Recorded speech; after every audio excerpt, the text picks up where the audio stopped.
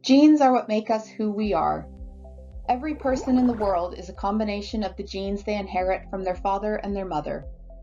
The DNA in these genes determines all of our traits, such as skin color, hair color, and height, and it also provides the instructions to create the proteins that make our bodies work.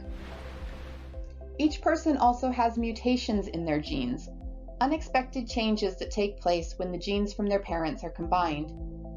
In most cases, these changes are harmless, but sometimes they can change everything.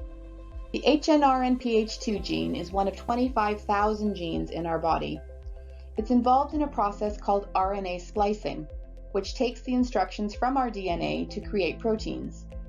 A single RNA message can be spliced or edited in several different ways to create different instructions that create different proteins. This process allows our bodies to create all of the different proteins that we need to help our bodies grow, work properly, and stay healthy. When the HNRNPH2 gene is mutated, this RNA splicing process is disrupted and not all of the correct proteins are produced. A child with an HNRNPH2 mutation generally develops normally until they're born. By the time they're 6 months old, development has become delayed, and these delays become more significant over time.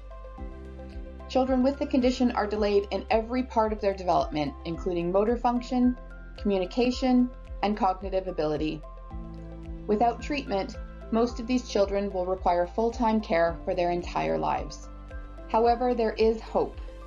Research has shown that the HNRNPH1 and HNRNPH2 genes are nearly identical, and they're both involved in the RNA splicing process.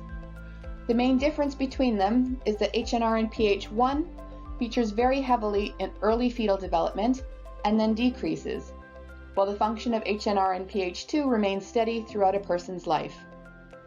This has led researchers to conclude that these genes are effectively redundant, meaning they perform the same basic function.